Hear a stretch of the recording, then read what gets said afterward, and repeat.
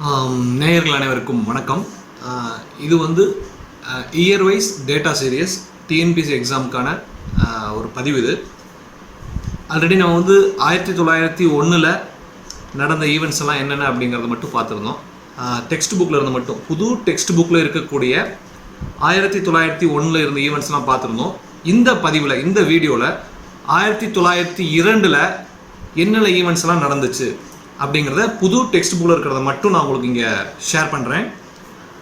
பார்த்தீங்க அப்படின்னா ஆக்சுவலாக 12 டேட்டா இருக்குது. 1902 புது டெக்ஸ்ட் புக்கில் இருந்து நமக்கு வந்து 12 டேட்டாஸ் இருக்குது. அதில் வந்து 7 டேட்டா வந்து இந்தியாவை சார்ந்தது, பாக்கி 5 டேட்டா வந்து தகவல்கள்லாம் வந்து உலகத்தை சார்ந்தது. சரிங்களா, வேர்ல்டு ஹிஸ்ட்ரி ரிலேட்டடாக வருது. ஸோ எல்லாத்தையுமே இங்கே நான் உங்களுக்கு ஷேர் பண்ணுறேன். ஃபஸ்ட்டு வந்து இந்தியாவிலேருந்து ஸ்டார்ட் பண்ணிக்கிறேன். சரிங்களா, ஸோ ஃபஸ்ட் திங் என்ன அப்படின்னு பார்த்தீங்கன்னா, ஃபஸ்ட்டு தகவல் வந்து சுவாமி விவேகானந்தரை பற்றினது. 1902க்கும் சுவாமி விவேகானந்தருக்கும் என்ன ரிலேஷன் அப்படின்னு பார்த்தீங்கன்னா, சுவாமி விவேகானந்தர் இறந்த வருடம் 1902. ஸோ சுவாமி விவேகானந்தர் வாழ்ந்த காலகட்டம் என்ன அப்படின்னு பார்த்தீங்கன்னா, 1863 1902 வரைக்கும் அவர் வாழ்ந்திருக்கிறார். ஸோ 1902 அவர் மரணித்த வருடம் ஞாபகத்தில் வச்சுங்க. சுவாமி விவேகானந்தர் மரணித்த வருடம் 1902. சரிங்களா, நமக்கான செகண்ட் டேட்டா என்ன அப்படின்னு பார்த்தீங்கன்னா, ஸ்ரீ நாராயணகுரு அவர்களின் சம்மந்தப்பட்ட டேட்டா. சரிங்களா, ஸோ ஸ்ரீ நாராயணகுரு தர்ம பரிபாலனம், ஸ்ரீ நாராயணகுரு தர்ம பரிபாலனம் அப்படிங்கிற ஒரு அமைப்பை கேரளாவில் ஸ்ரீ நாராயணகுரு அவர்கள் 1902 ஸ்டார்ட் பண்ணாங்க. சரிங்களா, ஞாபகத்தில் வச்சுங்க. ஸ்ரீ நாராயணகுரு அவர்களால் ஆரம்பிக்கப்பட்ட இயக்கம் வந்து அமைப்பு வந்து 1902 கேரளாவில் ஸ்ரீ நாராயணகுரு தர்ம பரிபாலனம், நல்லா ஞாபகத்தில் வச்சுங்க. சரிங்களா, இது நமக்கான செகண்ட் டேட்டா. தேர்ட் டேட்டா என்ன அப்படின்னு பார்த்தீங்கன்னா, விடிவெள்ளி கழகம். விடிவெள்ளி கழகம் டான் சொசைட்டி அப்படின்னு சொல்லுவோம். சரிங்களா, இது ஆரம்பித்தவர் வந்து சதீஷ் சந்திரா. ஸோ சதீஷ் சந்திரா அவர்களால் விடிவெள்ளி கழகம், அதாவது டான் சொசைட்டி அப்படிங்கிறது 1902 ஆரம்பிக்கப்பட்டது. இதில் ஒன் ஆஃப் தி ஒரு நோக்கம் என்ன அப்படின்னு பார்த்தீங்க அப்படின்னா, டான் சொசைட்டியோடது எஜுகேஷன் இன் வெர்னாக்குலர் லாங்குவேஜ், அதாவது வட்டார மொழியில் கல்வி. அந்த காலத்தில் வந்து நமக்கு வந்து சமஸ்கிருதத்துலேயும் ஆங்கிலத்துலேயும் தான் கல்விகள் கற்றுட்டு இருந்தாங்க.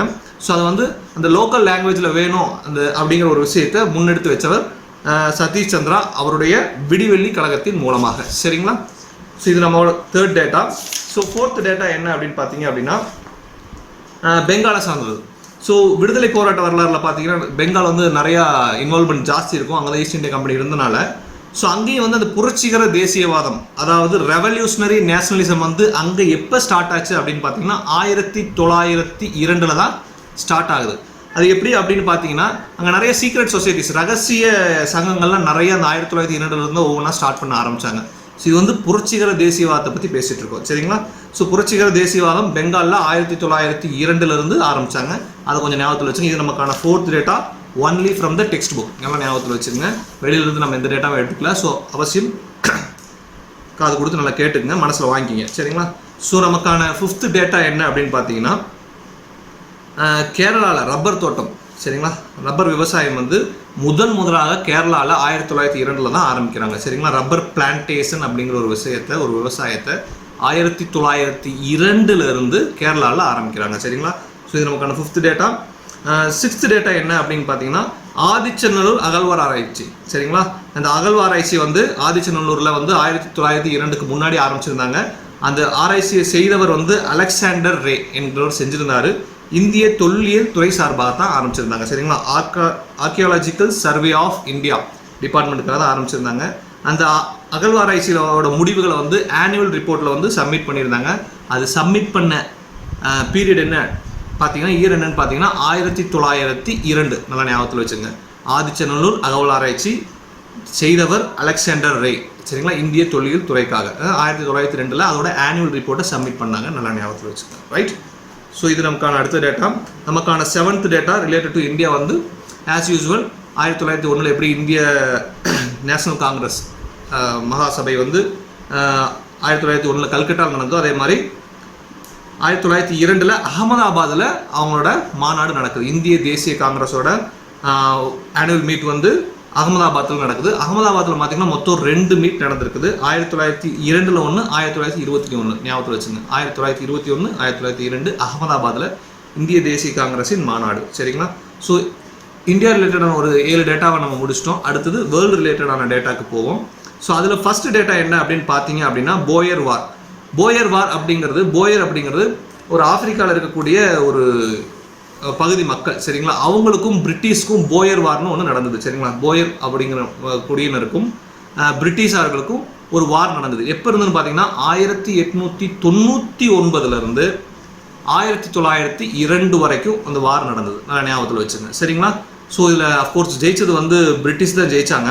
நல்லா ஞாபகத்தில் வச்சுங்க. போயர் வார் 899 1902 வரைக்கும் ஞாபகத்தில் வச்சுங்க. அடுத்த டேட்டா என்ன அப்படின்னு பார்த்தீங்கன்னா இது ரொம்ப முக்கியமான டேட்டா. முதல் ஒரு பொருளுக்கே ரொம்ப முக்கியமான டேட்டா அது. Japan's alliance with England. Japan வந்து இங்கிலாண்டோட கூட்டணி போன வருடம். அது வந்து 1902. நல்லா ஞாபகத்தில் வச்சுக்கணும் சரிங்களா. நிறைய இடங்களில் இந்த டேட்டா ரிப்பீட் ஆயிருந்தது. இந்த ஜப்பான் வந்து கூட்டணி போட்ட விஷயம் வந்து 3-4 இடத்துல ரிப்பீட் ஆயிருக்கு. ஸோ இது வந்து நல்லா அவசியம் ஞாபகத்தில் வச்சுக்கோங்க. 1902 ஜப்பான் வந்து இங்கிலாந்துடன் கூட்டணி அமைக்கிறது சரிங்களா. ஸோ அடுத்த டேட்டா என்ன அப்படின்னு பார்த்தீங்கன்னா கியூபா. நமக்கு அதிகம் பரிச்சயமான ஒரு நாடு கியூபா. அந்த கியூபா வந்து யூஎஸ் மிலிட்ரி ரூலில் இருந்துச்சு ஒரு காலகட்டம், ஒரு 4 வருடங்கள். 1898 இருந்து 1902 வரைக்கும் கியூபா வந்து யூஎஸோட மிலிட்ரி ரூலில் இருந்தது. அதனால ஞாபகத்தில் வச்சுங்க. ஸோ உங்களுக்கான 3 டேட்டா கொடுத்துட்டு இன்னும் 2 டேட்டா இருக்குது உலகம் சார்ந்தது சரிங்களா. அதில் வந்து ஏற்கனவே 1901 பார்த்தப்போ என்ன பார்த்தோம் அப்படின்னா பிலிப்பைன்ஸில் நடந்த வாரில் வந்து அமெரிக்கா ஜெயிச்சு பிலிப்பைன்ஸோட ரிப்பப்ளிக் குடியாட்சி வந்து கீழே இறங்கியிருக்கும். அதை டிஃபீட் பண்ணியிருப்பாங்க இவங்க அமெரிக்கா. ஸோ வந்து அமெரிக்கன் ரூல் வந்து 1902, அதுக்கு அடுத்த வருடம் வந்து 1902 அமெரிக்கனோட ரூல் எஸ்டாப்ளிஷ் ஆகுது பிலிப்பைன்ஸில் சரிங்களா. அமெரிக்காவோட ஆட்சி பிலிப்பைன்ஸில் ஆரம்பம் 1902. நெக்ஸ்ட் என்னென்னு பார்த்தீங்கன்னா ரொம்ப இம்பார்ட்டண்டான டேட்டா. இது உலக வரலாறுன்னு சொல்ல முடியாது, நம்மளுக்கு இப்போ அடிக்கடி தேவைப்படுற டேட்டா தான். அதாவது உலக நீதிமன்றம் அப்படின்னு இப்போ ஒன்று இருக்கு இல்லைங்களா, இன்டர்நேஷனல் கோர்ட் ஆஃப் ஜஸ்டிஸ். இப்போ இதுக்கு முன்னாடி அது என்ன பேரில் இருந்தது அப்படின்னு பார்த்தீங்கன்னா நிரந்தர தீர்ப்பாயம் சரிங்களா. பெர்மனன்ட் கோர்ட் ஆஃப் ஆர்பிட்ரேஷன் இருந்தது இல்லைங்களா. அது வந்து 1902 தான் ஆரம்பித்தாங்க.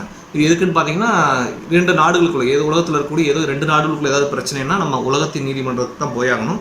உலக நீதிமன்றத்தோட முன்னாடி இருந்த அமைப்பு என்ன பேரில் இருந்ததுன்னா நிரந்தர தீர்ப்பாயம்ட்டு permanent court of arbitration PCA அப்படின்னு சொல்லுவாங்க சரிங்களா. ஸோ இது வந்து 1902 ஆரம்பிச்சிருக்கு. ஸோ உங்களுக்கான 12 தகவலும் டெக்ஸ்ட் புக்கில் இருந்து புது டெக்ஸ்ட் புக்கில் இருந்து 6th to 12th வரைக்கும் கம்ப்ளீட்டாக கொடுத்துருக்கேன் சரிங்களா. நல்லா ஞாபகத்தில் வச்சுக்கோங்க, அவசியம் உங்களுக்கு பயன்படும். உங்களோட நண்பர்களுக்கும் இந்த வீடியோவை ஷேர் பண்ணுங்கள்.